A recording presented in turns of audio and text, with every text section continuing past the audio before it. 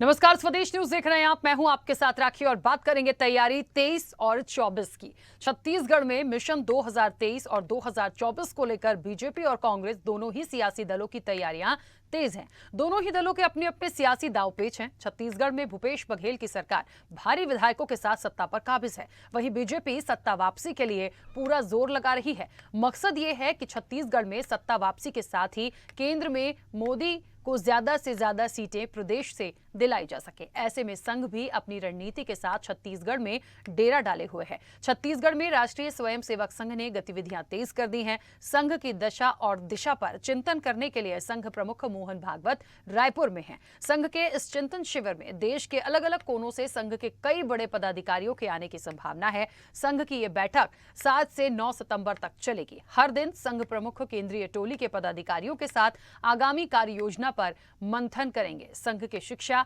सेवा के कामों पर चर्चा होगी। पर्यावरण संरक्षण भी बैठक में बड़ा विषय रहेगा। इसके प्रति जागरूकता के लिए भी रणनीति तैयार की जा रही है। वहीं मुख्यमंत्री भूपेश बघेल ने कहा कि हम तो मोहन भागवत का स्वागत करते हैं, यहां आए हैं, बढ़िया है, अच्छा है, छत्तीसगढ़ की संस्कृति को आत्मसात करें। यहां भाईचारा, शांति, प्रेम का माहौल है। ये प्रदेश कबीर, गुरु घासीदास और माता कौशल्या का प्रदेश है। यहाँ कौशल्या माता का मंदिर है, वहां जाकर दर्शन करें। गौ माता की बात करते हैं, हमने गौठान बनाया है, उसे देखने जाएं। स्वामी आत्मानंद स्कूल जाकर बच्चों से बात करें। आपको बता दें कि ये पहला मौका है जब 7 दिनों तक रायपुर में रहकर ही मोहन भागवत देश में आरएसएस की दशा दिशा पर चिंतन करेंगे। 7 से 9 सितंबर तक भागवत केंद्रीय टोली की आगामी कार्य योजना पर पूरी तैयार करेंगे और संघ की पिछले वर्ष की गतिविधियों की समीक्षा होगी। संघ के केंद्रीय पदाधिकारियों की बैठक में शामिल होने के लिए सर कार्यवाहक दत्तात्रेय होसबोले के साथ करीब 30 अन्य प्रमुख पदाधिकारी भी यहां पर पहुंचे हैं। और 10, 11 और 12 सितंबर को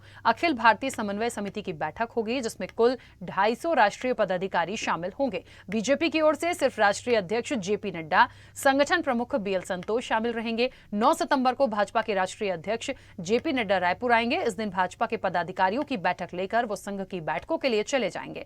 3 दिनों तक वो भी भागवत के साथ ही रहेंगे। अब छत्तीसगढ़ के रण में बीजेपी की तैयारी 23 की तो है ही, 24 की भी है। ऐसे में रायपुर में मोहन भागवत का होना और संघ पर चिंतन कई सवाल खड़े करता है। तो उधर सीएम भूपेश भी गौ माता के बहाने ही सही गौठानों की देखने की बात कह रहे हैं। इसी पर हम चर्चा भी करेंगे आज। और निश्चित तौर पर देखिए, महत्वपूर्ण होता है रायपुर में इतने दिनों तक रहना, इलेक्शन भी हैं, तमाम मुद्दे हैं कि कैसे किन चीज़ों पर बात होगी, समीक्षा होगी, बहुत सारी चीज़ों पर चर्चा होगी।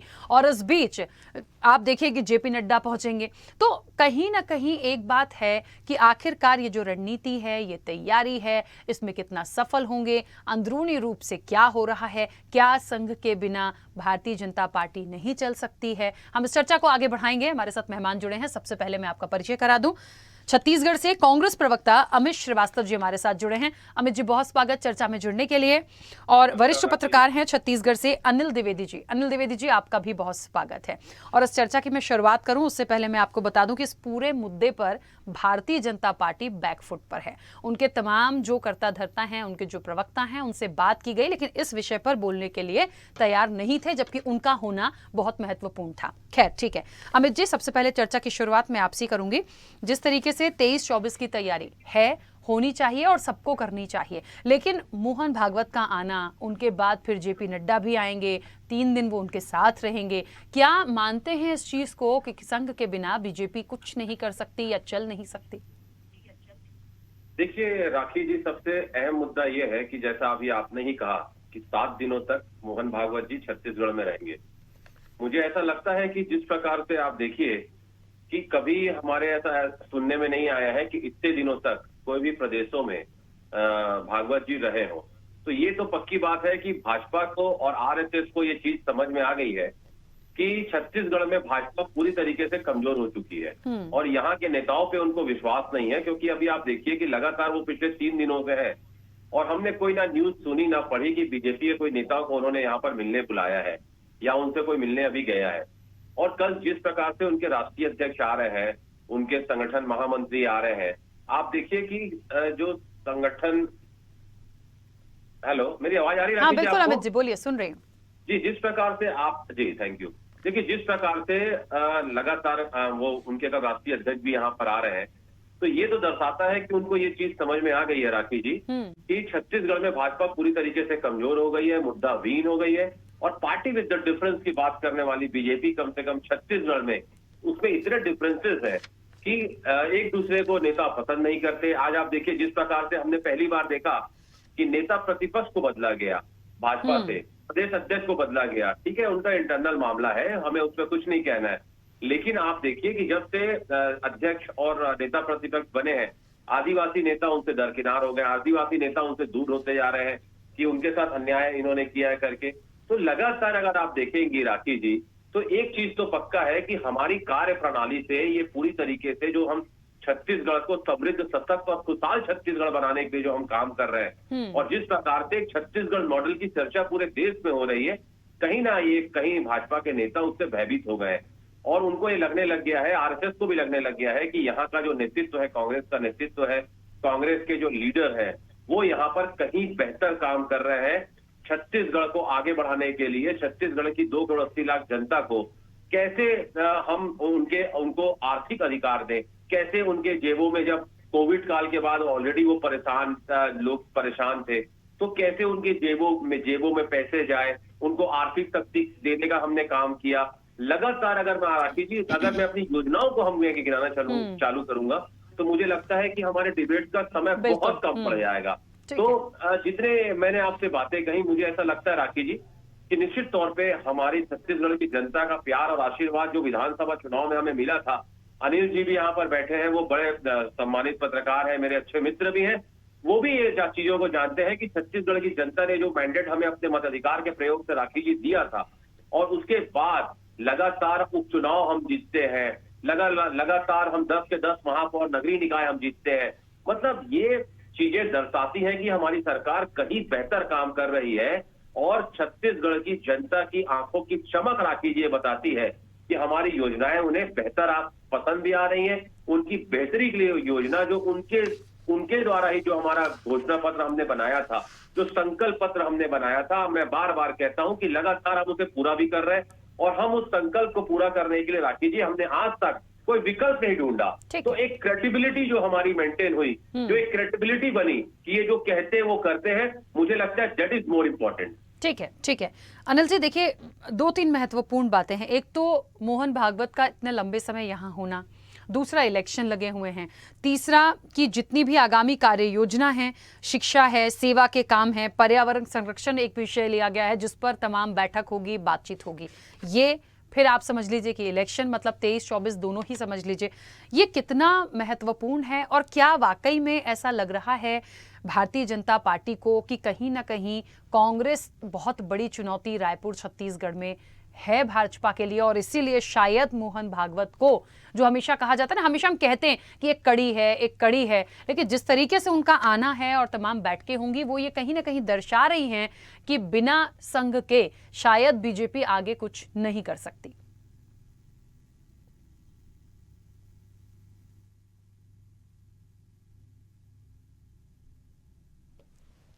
अनिल जी, आपकी आवाज नहीं पहुंच रही है मुझ तक।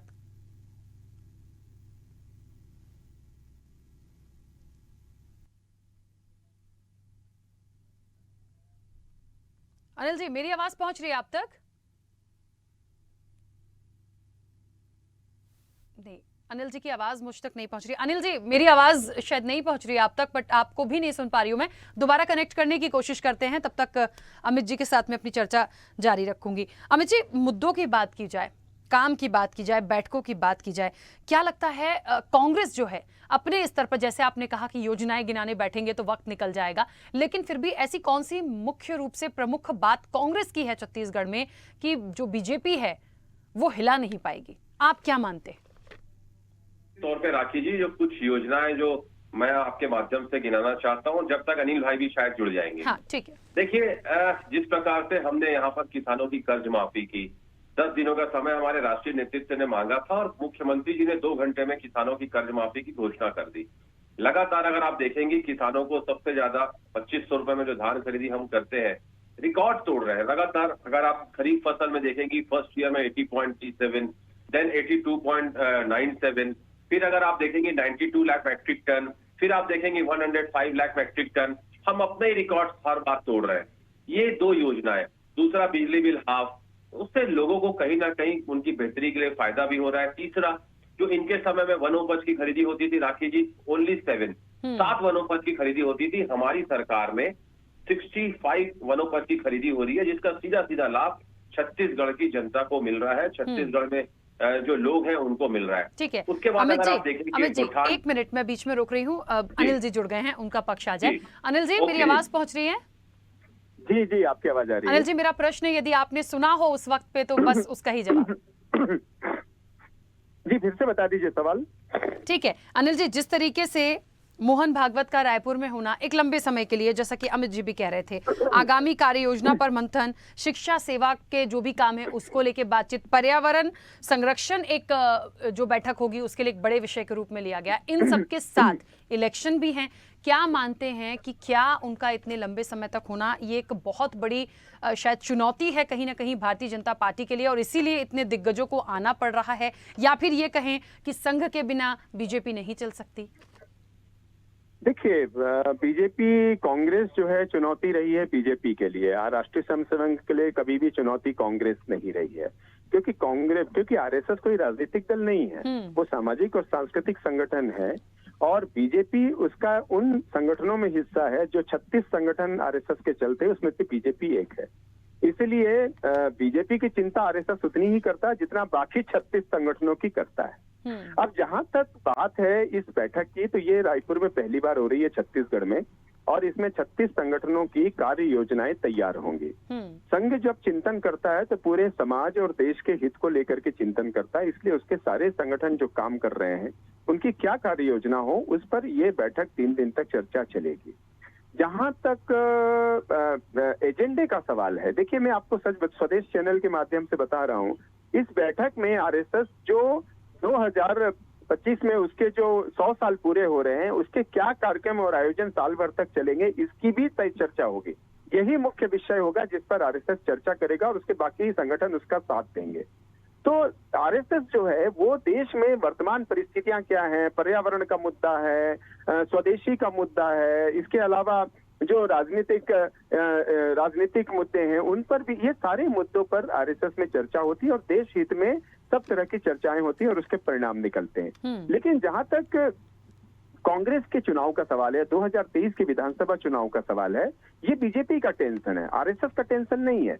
हाँ, ये हो सकता है कि मोहन भागवत जी 3 दिन तक रायपुर में रहेंगे, पूरी राष्ट्रीय समसंघ की बैठक 3 दिन चलेगी, और जब बैठक खत्म हो जाएगी तो एक कटसी मुलाकात बीजेपी के लोग कर सकते हैं, जिसमें मोहन भागवत जी कोई एक मार्गदर्शन दे सकते हैं उनको कि कैसे आगे बढ़ा जा सकता है, कैसे जनता के बीच जाया जा सकता है।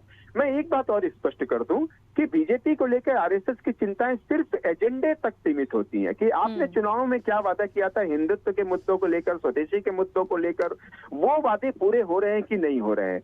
संघ के जो स्वयंसेवक हैं उन्होंने जो अपेक्षाएं रखी थी सरकार से, वो अपेक्षाएं कांग्रेस सरकार से भी वैसी रहती हैं और भाजपा से भी वैसी रहती है। तो वो मुद्दे उन्होंने पूरे किए कि नहीं किए, इन सारे मुद्दों पर बीजेपी आरएसएस चिंतन करता है और वो एक सलाह देता है। बीजेपी उसको आपको माने या ना माने, कैसे आगे बढ़े, ये निर्णय स्वयं बीजेपी करती है। इसलिए बीजेपी या आरएसएस, कांग्रेस की जो चिंताएं आरएसएस को लेकर वो निर्मूल है। आरएसएस पिछले 100 सालों से संगठन देश के लिए काम कर रहा है, उसमें कई प्रतिबंध लगाए गए, उसके रास्ते में कई अवरोध आए, लेकिन आप देखिए कि दुनिया का सबसे बड़ा संगठन आरएसएस बन चुका है। बिल्कुल अनिल जी, एक बात और है, जैसा कि आपने कहा कि कोई भी एक बात यदि आती है वो बीजेपी माने या ना माने, पर कहीं ना कहीं ऐसा लग रहा है कि कुछ हद तक महत्वपूर्ण होते हैं सुझाव आरएसएस के। इसलिए मैं बोल रही हूँ क्योंकि आप देखिए राष्ट्रीय अध्यक्ष जेपी नड्डा हैं या संगठन प्रमुख बीएल संतोष हैं, वो भी शामिल होंगे बैठक में, वो भी आएंगे, उनकी भी बात अलग होगी। ये बात बिल्कुल आपने ठीक बोली कि जो महत्वपूर्ण बैठक है, जो पूरा एक प्रोग्राम है, उसके बाद एक कर्टसी में वो मिल सकते हैं, बात हो सकती है। तो उनका आना और मिलना कहीं ना कहीं ये दर्शाता तो है कि कुछ ना कुछ एक सुझाव वो उस तरह से उनको मिलता है और उसको कहीं ना कहीं वो फॉलो करते हैं या करने की कोशिश करते हैं। बिल्कुल, मैं आपसे सहमत हूं। मैं बीएल संतोष भी रहेंगे बैठक में, जेपी नड्डा भी रहेंगे, और दोनों जो लोग हैं वो संघ के साथ उसी तरह सामंजस्य रखेंगे जैसे बाकी संगठन रखते हैं। भाजपा का वृत्त पेश होगा, भाजपा सरकार ने क्या क्या काम किए इसके प्रेजेंटेशन हो सकते हैं, या फिर हिंदुत्व के जो मुद्दे हुए, एनआरसी का जो मुद्दा है, या फिर धारा 370 का जो मुद्दा है, समान नागरिक संहिता अभी बचा हुआ है। जो आरएसएस हिंदुत्व के प्रति जो अपनी इच्छाएं रखता है, जो वो चाहता है कि ये मुद्दे बने, समान नागरिक संहिता का बड़ा मुद्दा है। ये सिर्फ हिंदुत्व तक सीमित नहीं है, ये पूरे देश के हित का मुद्दा है कि समान नागरिक संहिता लागू होनी चाहिए। राम मंदिर का मुद्दा हो चुका है, धारा 370 हो चुकी है।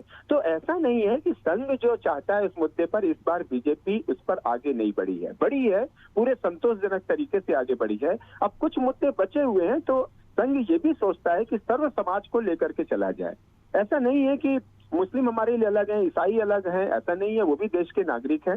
तो उनकी भावनाओं को भी रख करके आगे बढ़े, बातचीत से कोई संवाद हो। क्या ये बातचीत से कोई संवाद हो सकता है, ये बीजेपी को दिशा दी जाएगी। 2023 में चुनाव होने, 2024 में लोकसभा चुनाव होने हैं, तो जाहिर सी बात है बीजेपी किस स्ट्रेटजी के साथ आगे बढ़ेगी, उसको कौन से मुद्दे आगे लाने चाहिए। और फिर ऐसा नहीं है कि महंगाई और बाकी मुद्दों पर आरएसएस चिंतित नहीं है, चिंतित है। वो बीजेपी को समझाने की कोशिश करता है बीच बीच में, क्योंकि समन्वयक जो बैठकें होती हैं, सामंजस्य जो बैठकें होती हैं, उसमें भी आरएसएस अपनी चिंता जाहिर करता है, क्योंकि उसका असली हित भी भारतीय नागरिक का हित है। बीजेपी का हित सेकेंडरी है, देश पहले है, समाज बाद में है, तीसरे नंबर पर पार्टी होती है। तो राष्ट्रीय स्वयंसेवक संघ अपनी तरफ से सुझाव देता है, डायरेक्शन देता है। मानना नहीं मानना वो बीजेपी के ऊपर है। अगर मानेगी तो बीजेपी की सरकार बनेगी, नहीं मानेगी तो आरएसएस तो अपना काम हमेशा करता रहता है। बिल्कुल। अच्छा, एक और छोटा सा सवाल है, कहीं ना कहीं जो स्थितियां अभी छत्तीसगढ़ में कांग्रेस की हैं और अच्छी खासी स्थिति में सरकार बढ़िया से चल रही है, क्या लगता है क्या ये भारतीय जनता पार्टी के लिए एक चुनौती है? देखिए, मैं आपको दो उदाहरण दूंगा, इससे आरएसएस का दृष्टिकोण कांग्रेसियों को समझ में आएगा। पहला, आपको याद होगा कि भारत में बीजेपी ने एक नारा चलाया, कांग्रेस मुक्त भारत।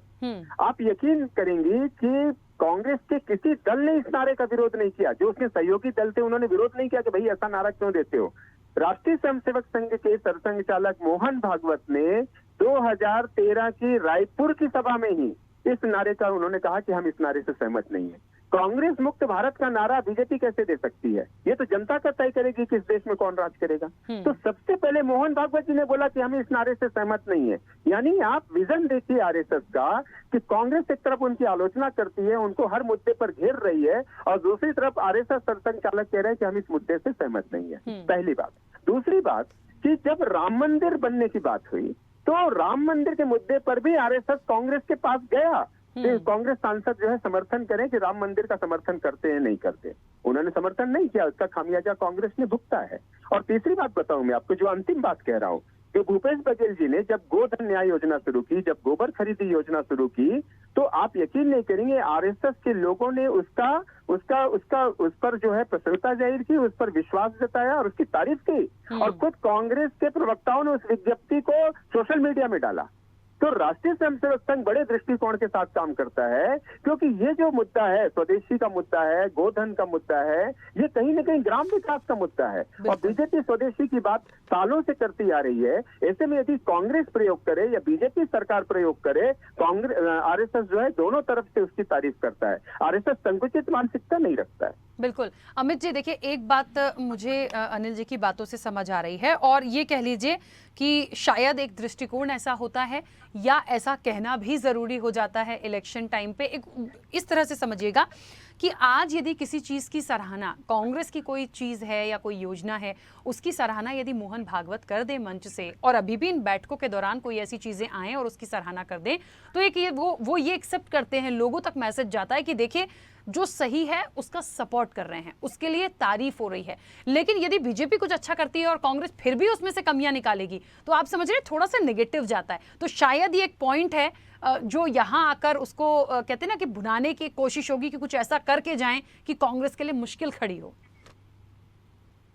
देखिए, लगातार आपको मैं बता दूं कि हमने जो काम किया है, आप देखिए कि जिस प्रकार से अभी अनिल भाई ने भी कहा, मैं उनकी बातों को बड़े गौर से सुन रहा था। मुझे मैं आपके माध्यम से ये कहना चाहता हूं कि लगातार अगर आप देखेंगे तो बीजेपी राम भगवान का ही नाम जो है, जैसे जिस प्रकार से मैं बता दूं कौशल्या माता मंदिर को जीर्णोद्धार हम कर रहे हैं, वहां पर राम पथ गमन हम बना रहे हैं। तो बीजेपी सिर्फ राम भगवान के नाम का, मेरे आराध्य प्रभु श्री राम का उन्होंने नाम का उपयोग किया। कब उपयोग किया राखी जी? जब या तो उन्हें नोट चाहिए रहता है या वोट चाहिए रहता है।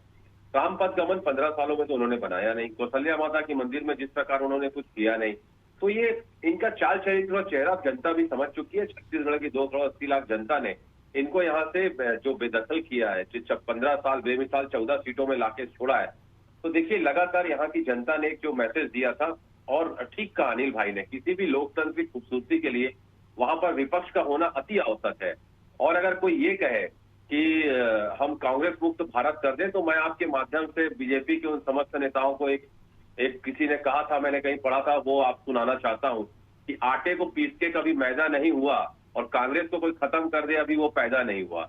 लोगों के रग रग में कांग्रेस बसा है, पूरे देश में कांग्रेस के कार्यकर्ता है। आज बीजेपी के पास राखी जी साउथ में कार्यकर्ता नहीं है, लेकिन आज भी देश में 55 सालों में 75 सालों में लगभग 55 से 60 साल हमें देश की जनता ने सेवा करने का अवसर दिया।